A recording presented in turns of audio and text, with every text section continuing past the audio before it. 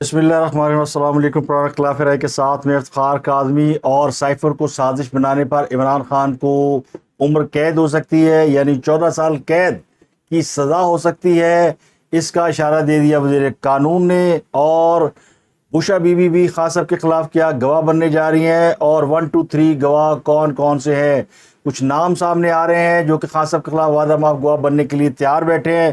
رابطے کیے جا رہے ہیں کہ جی ایسی بھی گئے ہیں، اعظم خان کو آپ نے وعدہ معاف گواہ بنا لیا تو بہت سے معاملات میں ہم بھی گواہ ہیں، ہمیں بھی اس میں شامل کر لیں اپنی گڈ بک میں۔ تو اسٹیبلشمنٹ کی گڈ بک میں شامل ہونے والوں کی تعداد بھی بہت ہے اور خواہش بھی بہت سے لوگوں کی ہے، لیکن اسٹیبلشمنٹ نے گیٹ نمبر 4 فی الحال نہ کھولنے کا فیصلہ کیا ہے، کیونکہ گیٹ نمبر 4 کھلا تو اس میں سب سے پہلے انٹر ہونے والوں میں قطار میں سب سے آگے ہے شیر رشید، تو اس لیے دروازہ نہیں کھلنا۔ اب شیر رشید تھک ہار کر کہیں اور چلے جائے تو شاید دروازہ کھل جائے، لیکن شیر رشید فی الحال گیٹ نمبر 4 سے انٹر ہونے کی کوشش کر رہے ہیں لیکن کوئی کامیابی نہیں مل رہی۔ اس کے علاوہ مراد سعید کی گرفتاری کی اطلاعات ہیں، جس طرح کل زرتاج گل کی پریس کانفرنس کی اطلاع پھیلی تھی، اسی طرح آج مراد سعید کی گرفتاری کی بھی اطلاع ہے۔ اب اسے اطلاع کہیں، اسے افواہ کہیں، اسے خواہش کہیں، اسے خبر کہیں، اسے کیا کہیں، لیکن جن کا چورن بک رہا ہے ان کا بک رہا ہے۔ مراد سعید کی گرفتاری کے حوالے سے میں بہت پہلے بتا چکا ہوں کہ مراد سعید تحویل میں ہیں، لیکن کس کی تحویل میں ہے یہ مجھے نہیں پتا۔ جس طرح ہمیں یہ نہیں پتا کہ عمران ریاض کس کی تحویل میں ہے، جس طرح ہمیں یہ نہیں پتا کہ شہریار افریدی وہ کل رات وہ ان کو کہاں لے جایا گیا، وہ کہاں چلے گیا ڈیالہ جیل سے، وہ کیسے غائب ہو گئے، اور ان کے غائب ہونے پر پی ٹی آئی نے اتنا شور کیوں نہیں مچایا۔ ان کے وکیل دہائی دیتے رہے کہ جناب شہریار افریدی کو نامعلوم افراد لے گئے ہیں، لیکن خان صاحب نے اپنی تقریر میں کوئی اس کا ذکر نہیں کیا۔ خان صاحب نے آج سائفر کہانی سنائی ہے، انہوں نے 8:30 بجے خطاب کرنا تھا لیکن خطاب ان کا لیٹ شروع ہوا، تو اس دوران بلکہ اس سے پہلے جو کہانی مارکیٹ کے اندر آئی وہ تھی تھپڑوں کی گونج۔ ایک تھپڑ کی گونج سارا دن چلتی رہی، وہ چلتی رہی کہ اسلام آباد میں کسی کو چپیڑیں پڑ گئی ہیں، اور ایک معروف اینکر صحافی کا نام لیا گیا، اور ساری پی ٹی آئی یوتھیا بریگیڈ جو ہے وہ لائن لگا کے اللہ طول اس کے اوپر ٹویٹ کرتی رہی سوشل میڈیا پہ کہ جناب چپیڑا پہ گئی ہیں، چپیڑا پہ گئی، چپیڑا پہ گئی ہیں۔ شام 8 بجے کے بعد لاہور میں یہ بات شروع ہو گئی، چپیڑیں پڑ گئیں، لیکن اس مرتبہ جس شخص کو چپیڑیں پڑی وہ کوئی اور تھا، ہدف کوئی اور تھا، لیکن اب ان کو کیا کہیں، ان کو ٹک ٹاکر کہیں، ان کو یوٹیوبر کہیں، لیکن ان کے بارے میں بھی خبریں زیر گردش رہی کہ ان کو چپیڑیں پڑ گئی ہیں، تو ان کا جو یوٹیوب پہ لائیو ویلاگ تھا وہ لیٹ ہو گیا، اور پھر وہ کافی دیر بعد ہوا۔ اشارہ میں نے کر دیا، سمجھ گئے ہوں گے آپ کہ یہ کہانی کیا ہے۔ صاحب ہو گیا برابر، جہاں نے سویرے اسلام آباد چ چپیڑا مروائیاں سی، شام نو انہوں نے لاہور چپیڑا پی گئیاں۔ یہ ہو گیا ایون۔ بندے کون سے ہیں مجھے بتانے کی ضرورت ہے تو بتا دیتا ہوں۔ کامران شاہد صاحب جو معروف اینکر ہیں، بڑے ہی کریڈیبل اینکر ہیں، اور ان کے بڑے اچھے سورسز ہیں، اور یہ وہ اینکر ہے جو کہ سورس بیسڈ اینکر ہیں، یہ جرنلزم بیسڈ اینکر نہیں ہے بلکہ یہ سورس بیسڈ اینکر ہیں، جو کہ بعض اداروں کے لیے، بعض لوگوں کے لیے کام کرتے ہیں، اور اس میں کوئی مذاکرہ نہیں ہے۔ مذاکرہ اس لیے نہیں ہے کہ ان کا جو سفر ہے ٹیلی ویژن کے اوپر as a anchor person, as a news and current affair کے پرسن کے طور پر، اس طرح کا سفر کئی اور لوگوں کا بھی ہے۔ یہ بہت سے لوگ جو کہ کسی زمانے میں لانچ ہوئے تھے، کچھ مشرف کے زمانے میں لانچ ہوئے، پھر اس کے بعد لانچ ہوئے، تو یہ اسی زمانے کی ایک لاٹ ہے، جس میں معید پیرزادہ، کامران شاہد اور مہر بخاری جو کہ جرنلسٹ نہیں تھے لیکن بعد میں انہیں اچھے پریزنٹر، گڈ لک، اچھی اردو، اچھی پنجابی، اچھی اداکاری، یہ سب مسالے ملا کر ان کو ٹیلی ویژن کے اوپر ایک پروڈکٹ کے طور پہ لانچ کیا گیا، تو یہ کامیاب اینکر کیونکہ ان کے سورسز ہیں، اس میں کوئی یعنی شبے کی بات نہیں کہ ان کے ان گھروں تک، ان محلات تک، ان اقتدار کی غلام گردشوں تک رسائی ہے جہاں خبریں بنتی ہیں، نکلتی ہیں اور پھر لی اور دی جاتی ہیں۔ اور یہ ایک مخصوص کیٹیگری ہے جرنلزم کے اندر، بہت سے لوگ اور بھی طریقے سے کام کرتے ہیں، لیکن یہ اسی طریقے سے کام کرتے ہیں کہ ان کی جو اب میں یہ نہیں کہہ رہا کہ کامران شاہد کوئی برا اینکر ہے، اس کا اپنا ایک اسکول آف تھاٹ ہے، اس کی اپنی ایک ویورشپ ہے، اور اسی طرح کے اس کے سورسز بھی ہیں، یعنی جس طرح کی خبریں اسے درکار ہوتی ہیں یا جیسی خبریں انہیں دی جاتی ہیں وہ ان کے ویورشپ کو سیٹسفائی کرتے ہیں، ان کا سورس اچھا ہے، لیکن کبھی کبھی مسٹیک ہو جاتی ہے۔ تو اعظم خان کا جو بیان جو جاری ہوا جو انہوں نے سائفر کے حوالے سے عمران خان کے خلاف بطور وعدہ مغبوہ دیا، اس کے اندر جو پیرا ڈی تھا اس کے اندر کہیں انورٹڈ کاما میں لکھا تھا کہ یہاں پر آپ ان کی آڈیو چلا سکتے ہیں، پرانا آڈیو کلپ جس میں اعظم خان، عمران خان، اسد عمر سائفر کی بات کر رہے ہیں، تو یہ ریفرنس دیا گیا تھا، تو لگا یہ کوئی ڈائریکشن دی گئی ہے، کہیں سے لکھا ہوا ہے، تو یقینی طور پر یہ بیان جہاں دیا گیا اور اس بیان کی ایک نقل جو ہے وہ میڈیا کو پرووائڈ کی گئی، اصل بیان تو اب بھی کسی کو پاس نہیں ہے۔ اصل بیان تو ہوگا جس پہ مجسٹریٹ کی مور لگی ہوگی، جس پہ اعظم خان کے سائن ہوں گے، تو وہ بیان کہاں ہے؟ وہ بیان ابھی مارکیٹ میں آیا نہیں، لیکن اعظم خان ہو گئی۔ اعظم خان کے بارے میں کہا گیا کہ وہ اپنا بیان دینے کے بعد گھر چلے گئے، لیکن کسی میڈیا اینکر نے ان تک ایکسیس حاصل نہیں کی، نہ ان کو لیا۔ اس لیے عمران خان صاحب نے جب قوم سے خطاب فرمایا، قوم یوز سے، باقی نہیں، باقی اس سے مبرہ ہیں، اپنے ٹک ٹاک اور یوٹیوب کے ویورز کو جو انہوں نے خطاب کیا، اس میں انہوں نے بتایا کہ جناب اعظم خان جس کو میں جانتا ہوں وہ تو بڑا ایماندار آدمی اور بڑا نیک آدمی ہے، وہ تو ایسی بات کر نہیں سکتا، اور اگر اس نے ایسی بات کری تو میرے سامنے وہ کہے تو پھر میں مانوں گا، ورنہ میں نہیں مانوں گا۔ تو یہی پوری قوم کہتی ہے کہ جس عمران خان کو ہم جانتے تھے 2013 سے پہلے، یہ تو وہ عمران خان ہی نہیں ہے، جن کو ہم نے ووٹ دیے تھے سب نے مل کے، یہ وہ عمران خان نہیں ہے۔ تو پھر عمران خان کو بھی ہم وہ جو پرانا عمران خان ہے جو کہ انصاف کی باتیں، کرپشن کے خلاف باتیں اور ملک کو ٹھیک کرنے کی باتیں، اصلاحات کی باتیں کرتے تھے، وہ کہیں 2013 سے پہلے ہی غائب ہو گئے۔ 2013 کے بعد ان کی کہانی پلٹ گئی ساری۔ تو یہ وہ عمران خان نہیں ہے، تو عمران خان کہتے ہیں یہ وہ اعظم خان نہیں ہے۔ تو جو شخص جو ہے وہ آپ کی مطلب کی مرضی کی بات نہ کرے تو پھر اس کا مطلب ہے کہ وہ نہیں ہے۔ تو اب عمران خان صاحب نے خطاب کرنا تھا، اس سے پہلے پھر سارا دن تو وہ جو سائفر کا ایک نسخہ مارکیٹ کے اندر آیا، ایک پیپر، اس میں جو ایک ڈائریکشن تھی وہ یہ کہا گیا یوتھیوں نے کہ یہ کہیں سے واٹس ایپ ہوا ہے، اور کامران شاہ نے اس کو دیکھے بغیر پبلک کر دیا، اور اس کے بعد اس کو اسلام آباد بلا کر چپیڑے ماری گئی۔ ویسے چپیڑے ایک آدمی کو پہلے بھی پڑی تھی جب وہ ایوان وزیر اعظم سے نکالا گیا تھا، ان کی بھی بڑی شہرت تھی اور کئی دن تک اس کے نشان بھی نظر آتے رہے، لیکن کامران شاہ کے ماتھے پہ یا منہ پہ تو وہ نشان ہمیں نظر نہیں آئے۔ ہو سکتا ہے ڈانٹ ڈپٹ ہوئی ہو، لیکن چپیڑوں والی جو نا وہ بھڑاس تھی جو انہوں نے وہ نکالی اس شخص کے والے سے جس کو اپریل کے مہینے میں نکالا گیا تھا وزیر اعظم ہاؤس سے، اور انہیں چپیڑے ماری گئی تھی۔ انہوں نے کہا چلو جی موقع اچھا ہے، کامران شاہ سے بدلہ لیں، اس کو چپیڑے مروا دو۔ کن نے پوچھنا ہے کون سی ویڈیو کون سی آڈیو؟ شام کو عمران خان صاحب نے خطاب فرمانا تھا اور کہا کہ 8:30 بجے، وہ خود انہوں نے آ کے کہا 8:30 بجے میں آ رہا ہوں اور میں جناب قوم سے خطاب کروں گا، سائفر پہ میں بتاؤں گا۔ انہوں نے اپنے پاؤں پہ کلاڑا مار لیا، لوگوں نے کہا وہ خان صاحب تو بڑا دھماکہ کرنا آ رہے ہیں، لیکن بعد میں پتہ چلا کہ اس بات پہ ان کا گھر میں کوئی جھگڑا شروع ہو گیا۔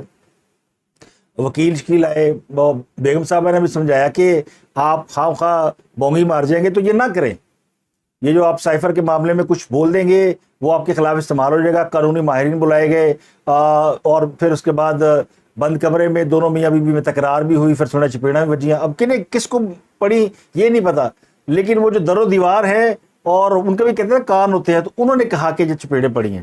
اب یہ چپیڑے بیلنس کرنے کے لیے مروائی گئی ہیں کہ جی اسلام آباد چپیاں پھر لاہور چپیاں نے، تو صاحب ہو گیا برابر۔ اب پتہ نہیں وہ کہتے ہیں نا یہ تو اصل جو کہانی ہے یہ تو وہ جانتا ہے جس کو چپیڑے پڑی ہیں، یا پھر وہ جانتا ہے جو کہ ہر چیز کو جانتا ہے۔ تو خان صاحب نے اس کے بعد پھر لیٹ کو 10:30 بجے وہ 11:30 بجے وہ آئے اور انہوں نے اہل یوز سے خطاب کیا، پٹیاں باندھ دیا خان صاحب نے، آندھی یعنی چھکا چوکا اٹھا، سوچ کے تو یہی آئے تھے نا کہ میں تو تباہی اتار دوں گا سائفر کے اوپر، میں تو ان کی ایسی تیسی پھیر دوں گا۔ آگے خان صاحب نے وہ کہتے ہیں کھودا پہاڑ نکلا چوہا، خطاب بھی ٹھوس آتے ہی انہوں نے کہا جی وہ تو سائفر میں تو پہلے اعظم خان کو سنوں گا تو مانوں گا۔ بھئی آپ کو منوانے کے لیے تھوڑی سائفر کہانی آئی ہے، آپ نہ مانیں، جب انویسٹیگیشن ہوگی تو پھر پتہ چل جائے گا کہ آپ نے ماننا کہ نہیں ماننا۔ وہ وزیر قانون نے آج پریس کانفرنس کر کے بتایا اعظم ندی تاڑا نے کہ سائفر کو بطور سازش استعمال کرنا اس کی 14 سال قید ہے، عمر قید ہے، اور اس کو لوز کر دینا، گوا دینا، غفلت نیگلیجنس سے اس کو کھو دینا، اس کی سزا 2 سال ہے۔ تو خان صاحب کو کم سے کم 2 سال اور زیادہ سے زیادہ 14 سال قید ہو سکتی ہے۔ اس پر خان صاحب کہتے ہیں جی میں تو مننا نہیں۔ خان صاحب خود یہ مان چکے ہیں کئی ویڈیوز موجود ہیں جس میں کہتے ہیں جی وہ سائفر پھر میں نے مجھ سے کہیں ادھر ادھر ہو گیا. یہ آن ریکارڈ ہے, یہ موجود ہے, لیکن پوری کہانی میں انہوں نے یہ نہیں بتایا کہ وہ سائفر گیا کدھر. اصل سوال تو یہ پوچھا گیا نا کہ وہ سائفر عمران خان سے مانگا گیا. اعظم خان نے کہا کہ یہ سازش تھی, انہوں نے مجھ سے لیا, جب میں نے مانگا انہوں نے کہا کھو گیا. اس سوال کا کوئی جواب نہیں دیا خان صاحب نے. وہ کہتے ہیں نا اس پہ خان صاحب بالکل گمسم, اور خان صاحب نے کہانی شروع کر دی. مجھے سائفر آیا, اس میں 2 باتیں لکھی تھی کہ اس کو میں وہاں سے ہٹا دیں عمران خان کو, اور دوسرا تھا کہ عمران خان نے روس جانے کا فیصلہ اکیلے کیا. اب یہ 2 باتیں تو پبلک ہو چکی ہیں. لیکن سائفر تھا کیا؟ 6 مارچ کو 2022 6 مارچ میٹنگ ہوتی ہے. پاکستان کا ایمبیسڈر اسد مجید اور امریکہ کا جو under secretary of state Donald Lu, Washington میں میٹنگ ہوتی ہے. آفیشیل میٹنگ ہوتی ہے. آفیشیل میٹنگ کا مطلب کہ دونوں طرف نوٹ لے رہے ہوتے ہیں اس میٹنگ کے.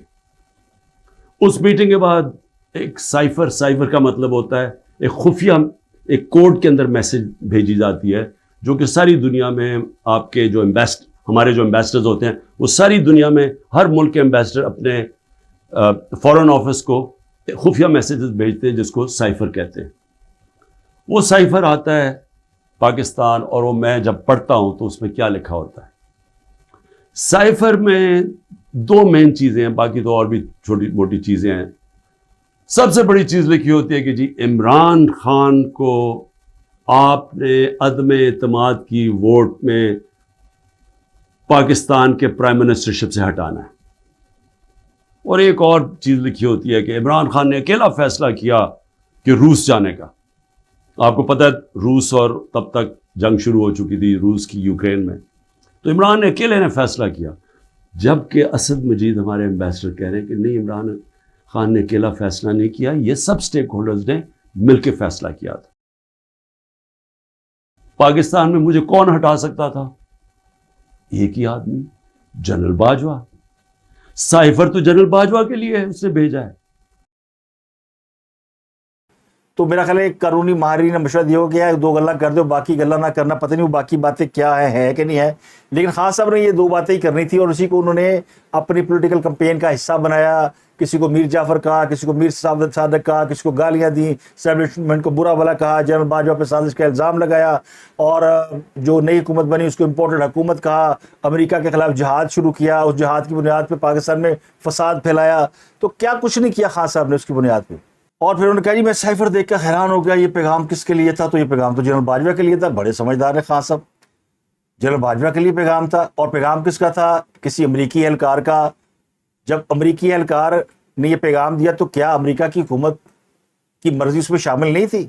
کیا اس نے اپنی مرضی سے ایک میسج دیا تھا؟ فرض کر لیتے ہیں سائفر سچا ہے, تو پیغام تو امریکہ نے دیا. اور خان صاحب کہتے ہیں میری تو امریکہ سے لڑائی کوئی نہیں ہے, اور امریکہ نے میرے خلاف کوئی سازش نہیں کی, اور امریکیوں کو خط لکھ رہے ہیں کہ میں تو آپ کا تابع دار ہوں. تو اب یا وہ بات صحیح تھی یا یہ بات صحیح ہے. لیکن خان صاحب وہ پھر کہتے ہیں وہ ٹون پروگرام بھول جاتے ہیں. اب جو کہنے والے کہتے ہیں کہ سائفر اور خان صاحب نے وہ کہیں کسی جگہ استعمال کر لیا, بعد میں انہیں وہ ہوش نہیں رہا ہوگا تو اس کو پھینک دیا. کاغذ تو ہوتا ہے وہ. تو وہ کہتے ہیں جناب جیسے ہی سائفر آیا اگلے دن تحریک عدم اعتماد آ گئی. یعنی اتنی اسپیڈ میں دنیا میں کوئی کام نہیں ہوتا جتنی اسپیڈ میں خان صاحب کے خلاف جو سائفر آیا اس پر عمل ہو گیا. 24 گھنٹے میں سارے اتحادی خان صاحب کو چھوڑ گئے. 24 گھنٹے میں اسٹیبلشمنٹ پیچھے ہٹ گئی. 24 گھنٹے میں خان صاحب کے خلاف تحریک عدم اعتماد آ گئی, اور خان صاحب کی حکومت بھی چلی گئی. یہ سارا کچھ 24 گھنٹے میں ہو گیا. یعنی اتنی تیزی سے امریکہ کے حکم پہ عمل ہوا ہے کہ شاید امریکہ کو بھی اندازہ نہ ہو کہ ہمارے حکم پہ اتنی تیزی سے عمل ہو سکتا ہے, ورنہ وہ پہلے کر دیتے.